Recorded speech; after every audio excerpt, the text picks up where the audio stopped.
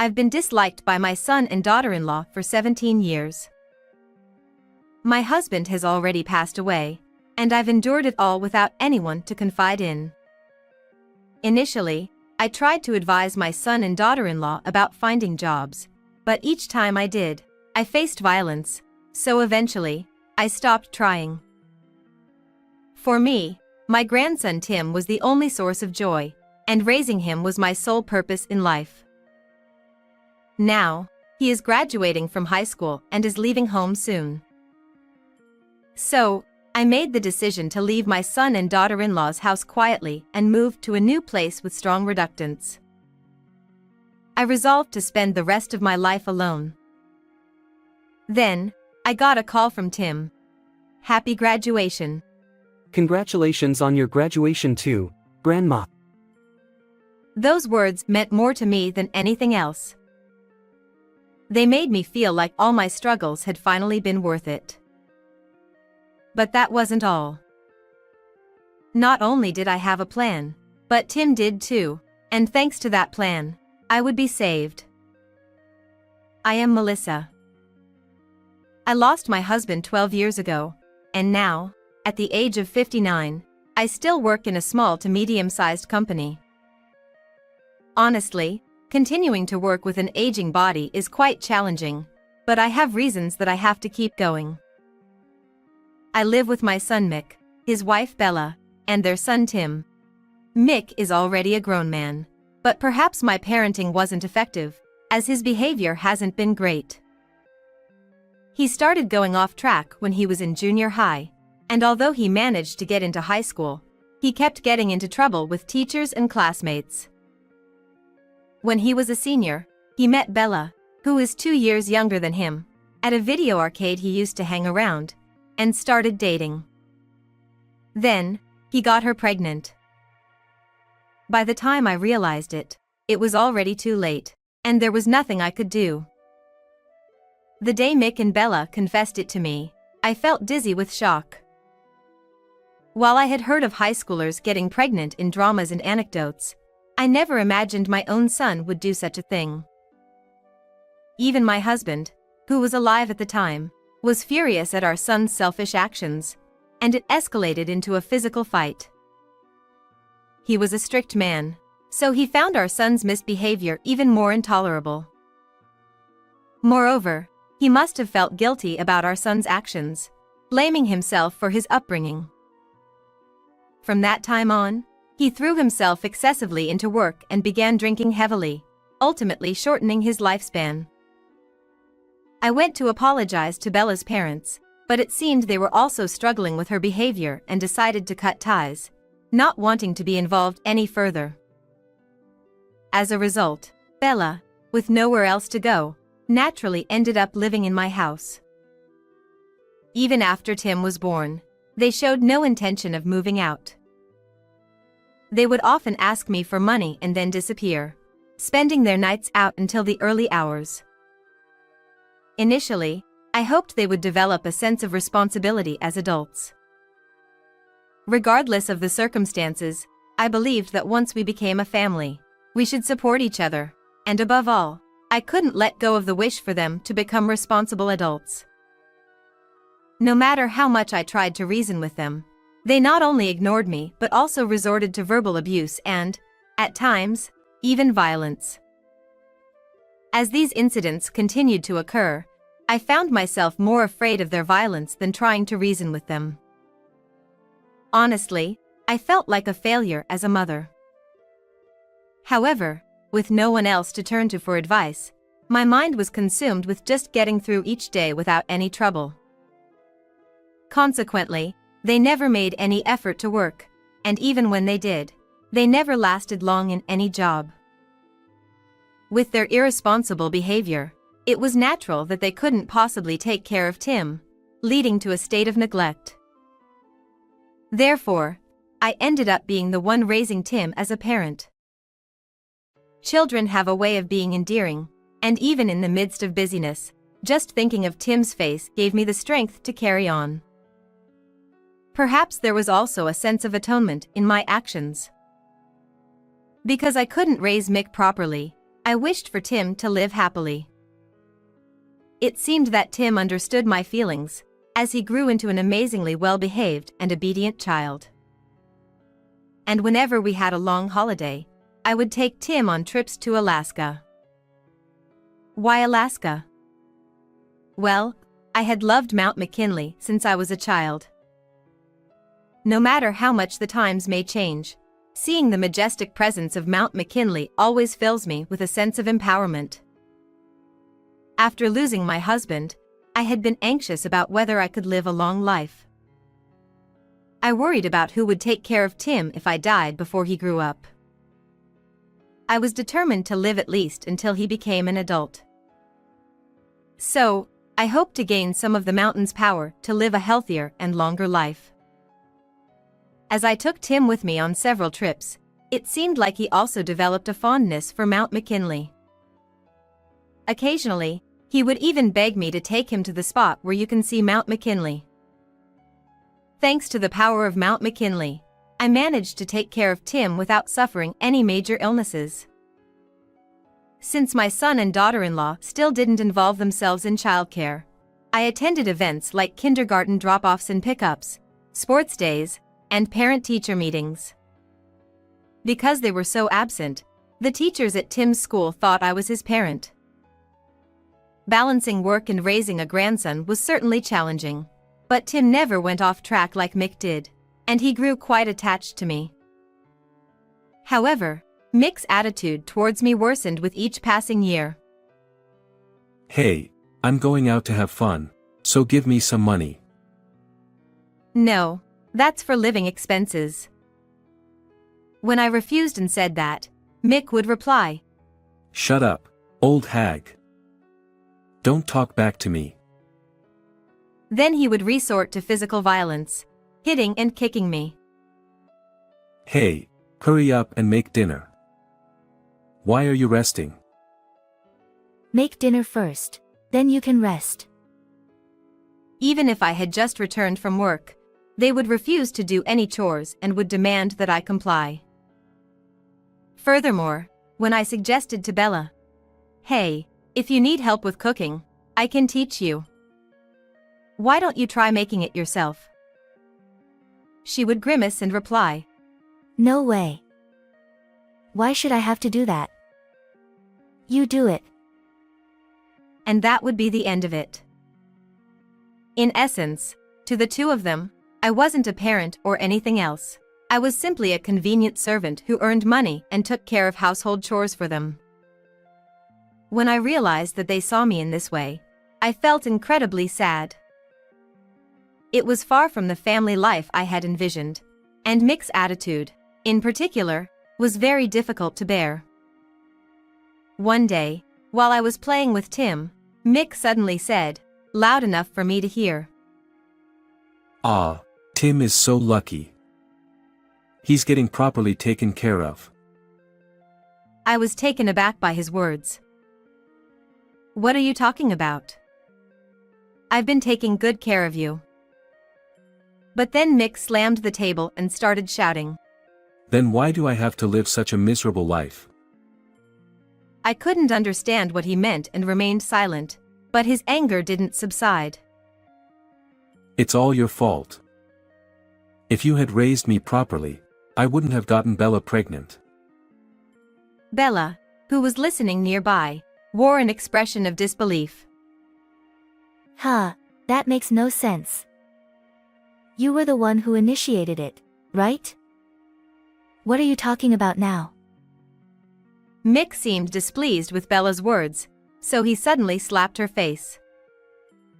Bella clutched her face and crouched down on the floor, sobbing loudly. Hey, Mick.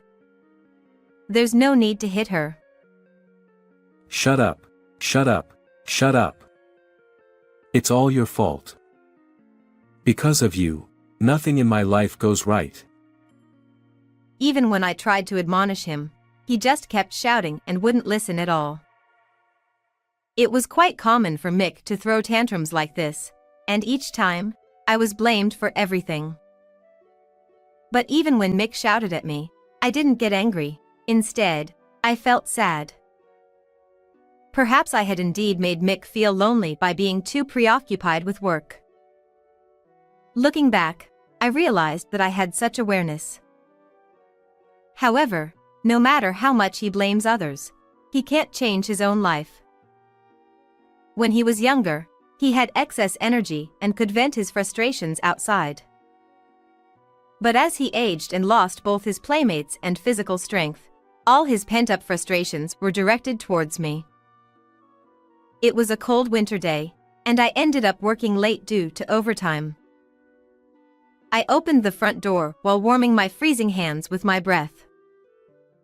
As I entered the living room, I found Mick sitting on the sofa, glaring at me. "I'm home.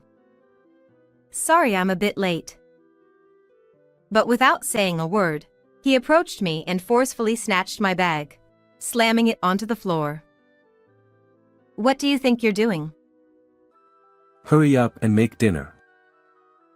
"Huh?" I'm hungry, so make dinner. I was tired from work, and his attitude infuriated me. "Don't act like a child demanding food.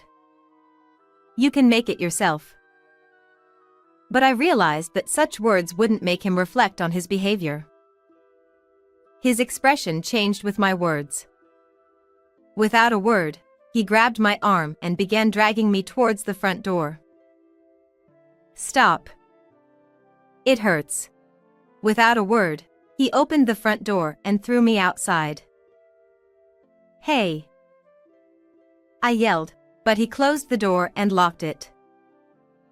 Since the house keys were in my bag, I couldn't get back inside. "Please, open the door," I begged, knocking on the front door.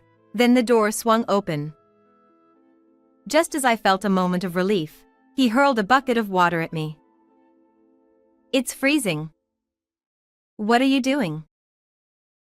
The cold shock made me feel as if my heart might stop for a moment. How's that? It's cold, isn't it? Serves you right. Then, from inside the house, Tim rushed over in a panic. Hey, Dad, what are you doing? Shut up. Stay out of this. Despite Mick's angry shouts, Tim didn't back down. As I watched this scene unfold, it reminded me of similar incidents from the past. At that time, Tim had been scolded and drenched with water by Mick before being locked out of the house. When I returned from work, I found Tim shivering outside the front door and rushed to help him. I didn't want him to experience such pain again. "It's okay, Tim. It's nothing to do with you." Tim clenched his fists with frustration. Meanwhile, Mick, looking down on me, smirked maliciously. That's right. It's all your fault. Kneel down here. If you don't, I won't open the door until morning. Feeling both cold and overwhelmed with humiliation, my body trembled. But stubbornness wouldn't change anything in this situation. Mick would likely leave me outside for real. For the sake of raising Tim, I had no choice but to endure and kneel down.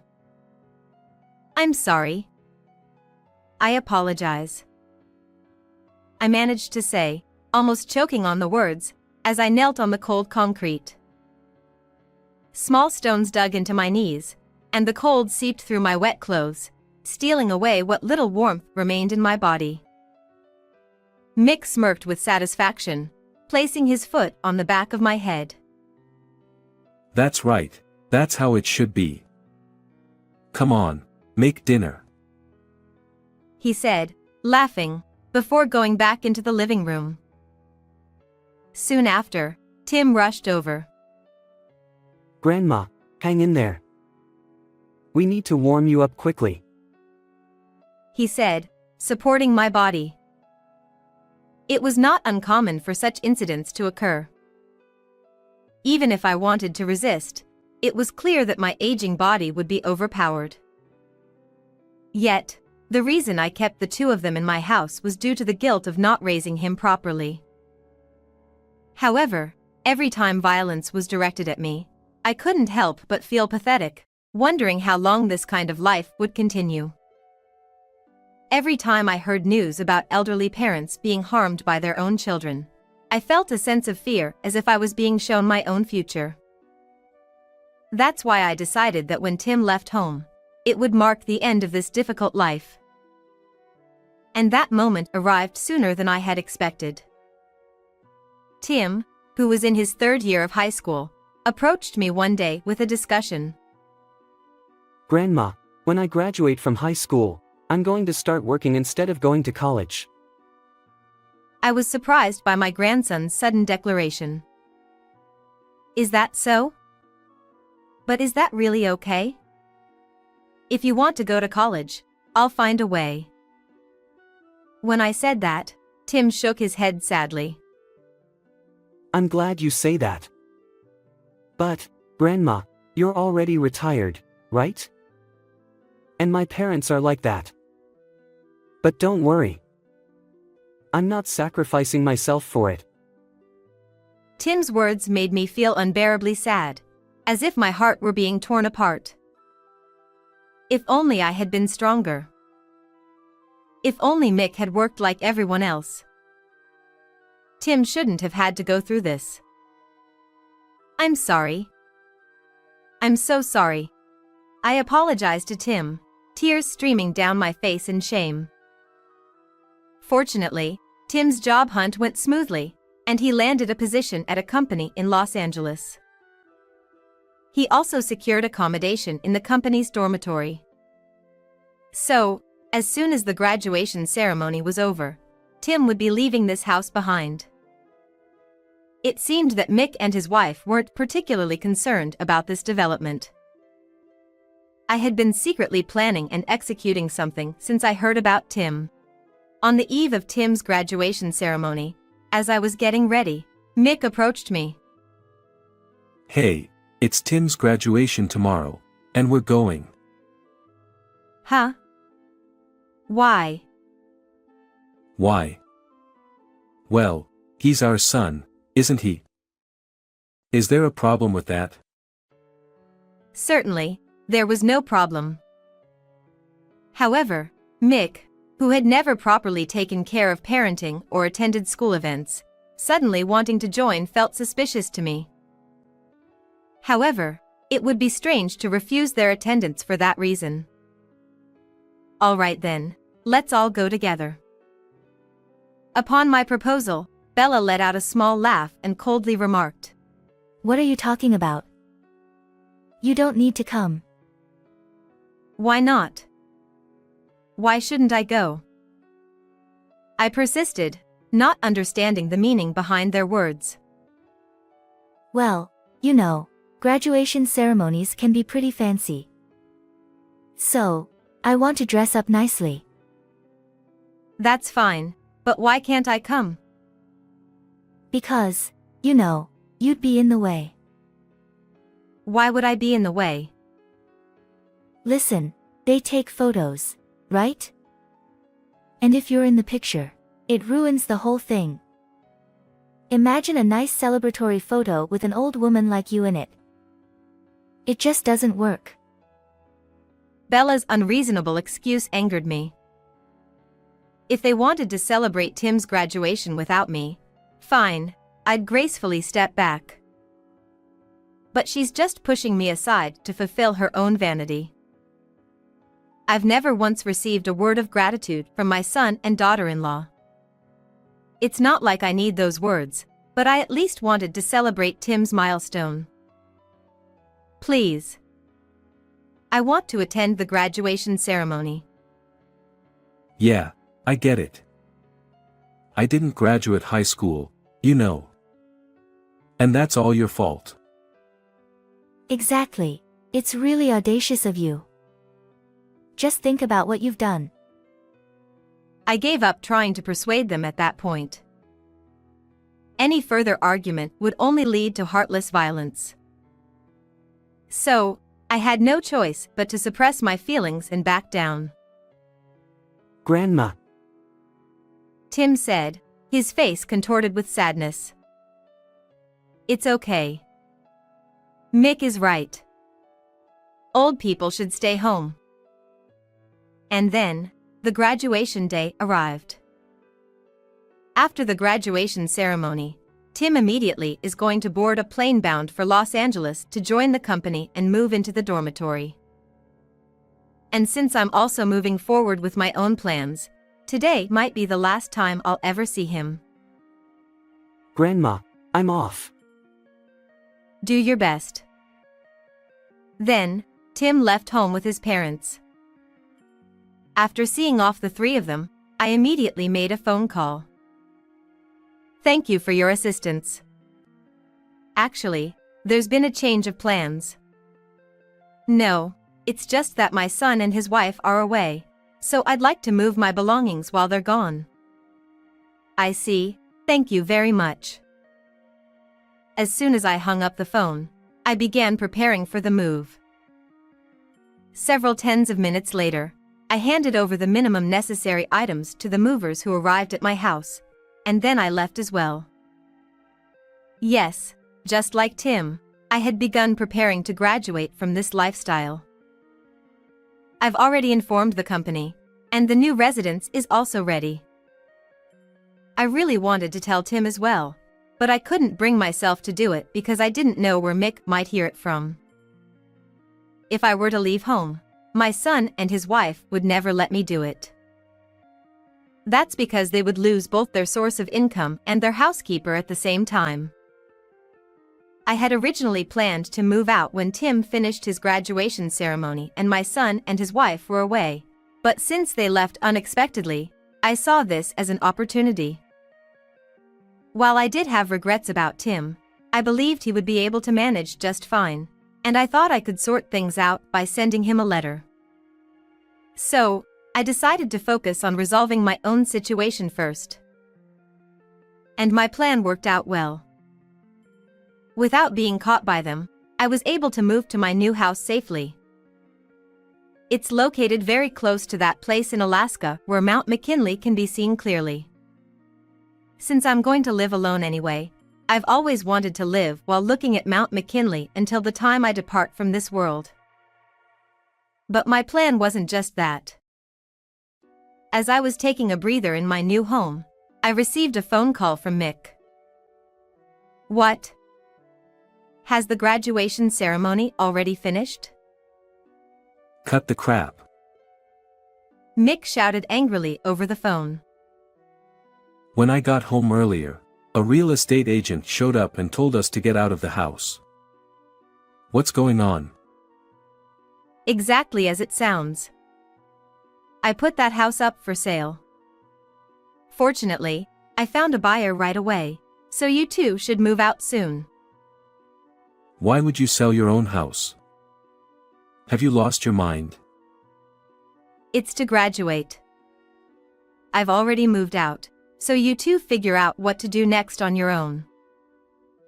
Yes, I had not only moved out but also put my own house up for sale. Even if I left the house, I was concerned that my son and his wife would continue their indulgent lifestyle as long as they lived there. Despite receiving such terrible treatment, somewhere deep down, I hadn't given up hope that Mick would become independent. However, I realized that it was impossible as things were, so I decided to push them into a crisis situation. That way, Mick would inevitably have to work for his own livelihood, and Bella would naturally start supporting him. Whether my plan will work out remains uncertain at this stage. However, it should still be better than continuing to live in the same place indefinitely. Yet, it seems that Mick is unaware of my intentions. He continues to express resentment over the phone. Mick, are you suddenly abandoning your son like this? Are you even still a parent? I've graduated from being a parent. Stop talking nonsense. What about the money, huh? You sold the house, didn't you? Where did that money go? All of that money went to me.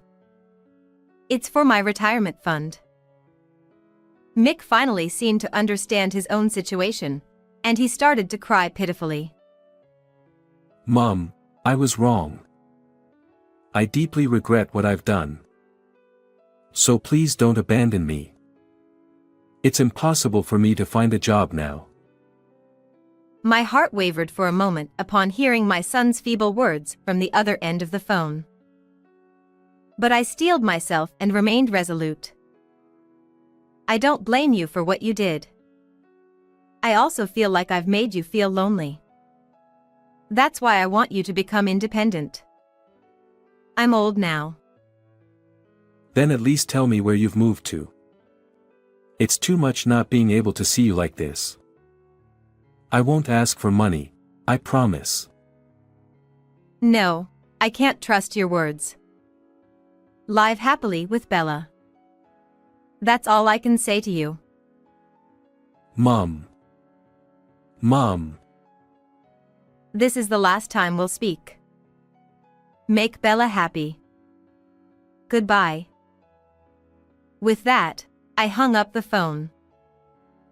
I set Mick's phone number to block calls, turned off my phone, placed it on the desk, and lay down on the bed. It's already getting dim outside. The color of the sunset seeping through the curtains lightly tints the white ceiling with a peach hue. As I gaze up at that ceiling alone, I let out a deep sigh. A mix of relief that everything went well, guilt for abandoning my son and his wife, and loneliness for being alone swirl within me.